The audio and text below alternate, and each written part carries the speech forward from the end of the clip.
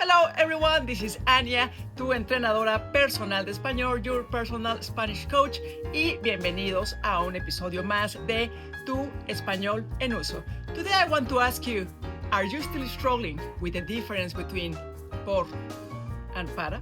I know, Spanish doesn't get easier, but definitely you get better every time you practice. And today we are getting better by learning how to solve one of the main questions to learn to practice in this beautiful Spanish language. And look, if you are confused with these two words, por and para, it's definitely not your fault. It's the fault of these boring, very boring grammar books that makes you to memorize many rules with examples that maybe doesn't mean anything to you. And today we are going to simplify that.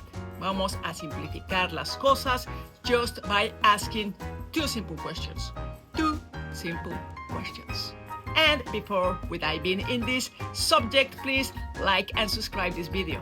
So today I'm again at home enjoying this evening, and we are going to talk about this question. We are going to solve this question only by using my real life method, mi método de la vida real. So, por and para, how to use it, when to use it, how do I know? Sometimes I get confused. Very easy. Instead of memorizing 10, 15, 20 rules or situations or context, the only thing you have to do is to know this perfect formula. The perfect formula for this is to ask yourself, por answers why. Por answers why. This is the reason, the cause, the motive behind you to do something. Por. Y para answers what for. Para answers what for.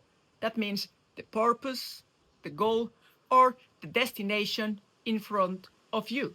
Think about this subject like this. Por is the engine that moves you, el motor que te mueve, el motor que te hace hacer algo. The engine is por. Para is the final destination. Para is the goal, is the finish line. In fact, try to think about right now, this moment, why you are watching this video. Why you are watching this video? You are watching this video para mejorar tu español. That's your goal, that's what you want, para. But you are doing it por amor al idioma, por que quizá te gusta el español, quizá porque tienes familiares que hablan español, quizá por tu trabajo. There are many reasons, right? And basically, por is your motive. See, you are already using por and para by watching this video only. So to have maybe a better understanding of what I mean in por and para, I have some examples of my day today. As I said before, this is the evening, so this thing I want to show you happened earlier when I was working this morning, when I had my break at work, and also when I was going somewhere. So now you are going to see this example, so maybe it's going to be more interesting to you to see the examples instead of reading a boring grammar book. And right now we have a practical example of how to use por y para. Right now I'm on my break from work, and oh, look at that beautiful bird. Hello, friend. Hello, you. Bye. Right, so usually at work after lunch I usually go for a walk, y en este momento estoy caminando por el sendero. Estoy caminando por el sendero. Estoy caminando por el sendero will be the right statement. We don't say estoy caminando para el sendero. Estoy caminando por el sendero o estoy caminando por el walking path.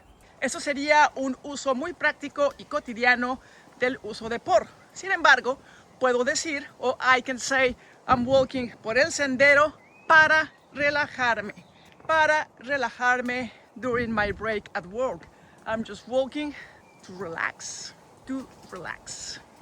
All right, now continue with examples of por and para. Right now, I just finished my work day. I'm done for today, and now I have a mission. I have the mission of picking up my child from school. So right now, I'm heading to a school. So in this case, I'm going to say which one is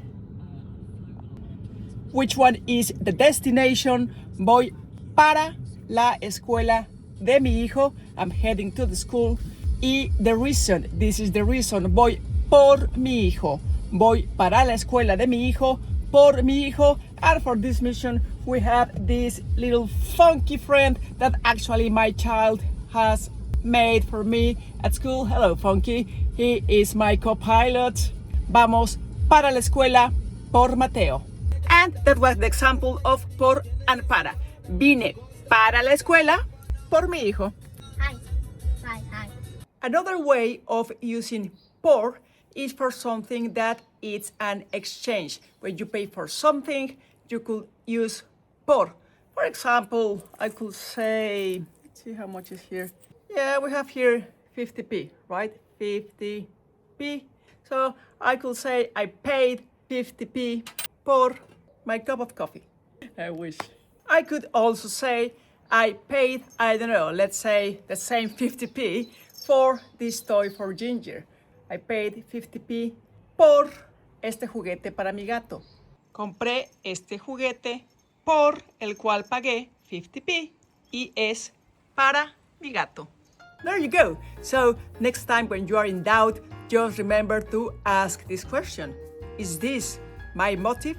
Por, or is this my goal? Para. We have Ginger here again, and please don't forget to like and subscribe this video. If you need more help with your Spanish, please just don't forget to see my details. Click on them and you can join to my Reading Master Book Club. You have one-to-one sessions. Just click on the link of my podcast and you can learn Spanish for free just by listening. I hope it was helpful. Thanks very much for watching. Please like and subscribe. And remember, this is how we speak Spanish. Hasta pronto.